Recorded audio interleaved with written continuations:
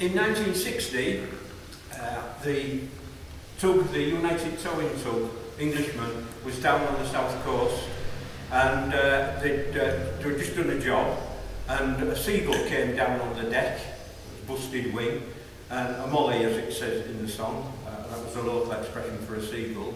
And the skipper was a bit of a bad man, and he fed the seagull and looked after it and mended its wing and everything.